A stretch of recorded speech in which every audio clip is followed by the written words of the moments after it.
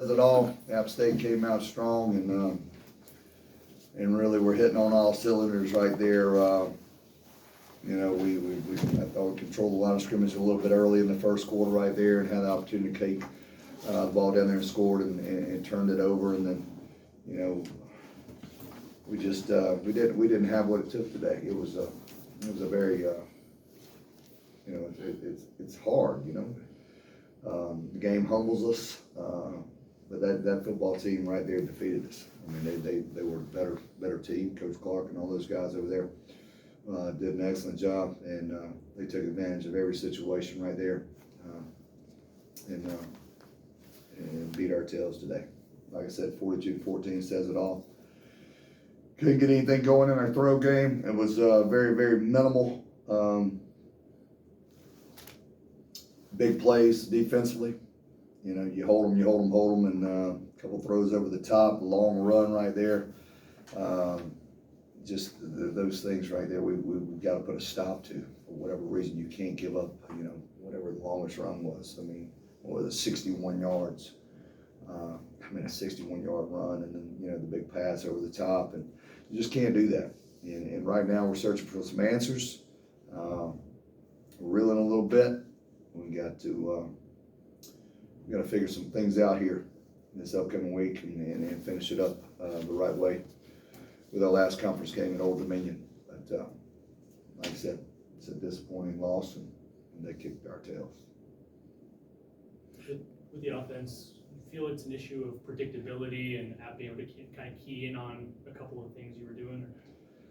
I don't know. I don't think it's about predictability. I mean, in our throw game, they covered us nicely.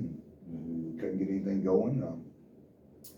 They missed a couple throws there in the first half on some slants. We're behind the receivers right there. We had an opportunity to capitalize on, and I just think it wasn't very good. I didn't think we played very well at the quarterback position. Just didn't. I mean, force a red zone throw right there. We're throwing the ball behind, and then it starts with everybody. It starts with the coaching staff and the plan in place, and making sure we have a good plan for him to go out and execute. And ultimately, the plan wasn't as well as it needed to be, and the play wasn't as well as it needed to be. And that's not putting fault on any one individual. It's just what happened today. But it's kind of what it is. You mentioned Darren. Just what were some of those struggles that he had out there, and what are some things that you saw he could improve on as you get ready for this last few games of the season? We had a couple slants, bangs that we threw, and they were behind the receivers right there.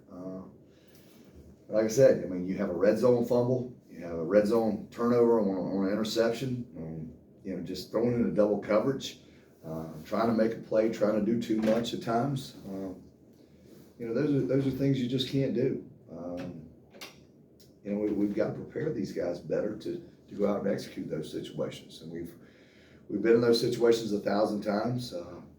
We know what causes what causes turnovers, and it seems to happen there in the red zone for whatever reason, and that's a critical area of the field that you can't do it.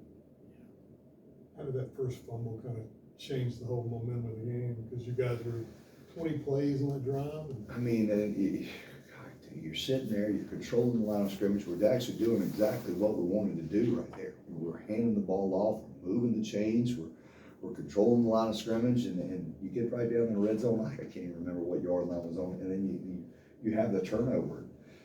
And, turnovers are difficult. I mean, you all understand how critical turnovers can be in a football game, but when you went that kind of series and then right down there fixing to punch it in, and you have that first turnover, it's not a good feeling. It's just not a good feeling at all. The momentum's tough, and then it swings right there, and I think it's they take it down there and take the 61-yard run off the left side. It's just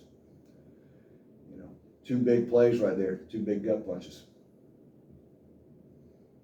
Yeah, defensively, just mention those big plays. I mean, they doubled you in yards per play at least in the contest. Just what were you struggling with just defending them and their offense overall? Yeah, I mean, the explosive plays is what makes that happen. I mean, like I said, a 61-yard run, and you have to throw over the top, and, you know, and you come out in the second half, and the first play goes for what? 60 plus again, yeah. I mean, you know, those explosive plays right there. Those are critical. Those are critical. Not in place, not execution. Can't get him on the ground. Just very, very poor play. Just overall, where's the team out? 6-1 start. Just see struggles these past few contests. Just how's the team handling this right now? You're in that locker room post game. How's the mood overall? Well, you know, losses are hard on us all. I mean, they are. There's not something we take lightly. I mean, we all come to work. We all come to practice, and our entire focus is on winning football games. And when you don't win a football game, that's a hard thing to swallow. You know, it's just the world we live in. So, you know, we're not feeling very well right now. You come out here and you lost 3 straight games and to good football teams, but we haven't executed like we started out. You know, that's where we've got to find a rhythm. We've got to get back in a good place mentally, and our execution has to be much better. Our coaching has to be much better. It's you know, it's a process we have to go through and find out. You know, but no, there's no good feelings in that locker room.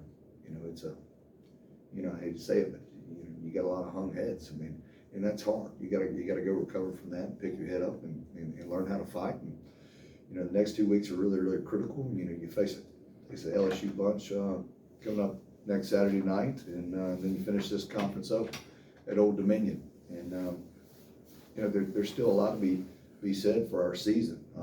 And that's one thing I don't want us to do. I want us to make sure we understand we can finish this season out bright and continue gaining the momentum.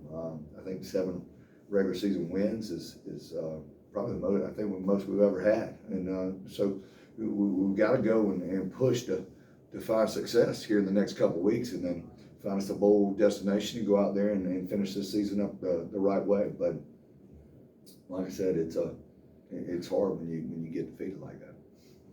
Been a part of some championship teams over your career, and here it's that last step hasn't really been able to be taken. What does it take to win games in November in these final weeks?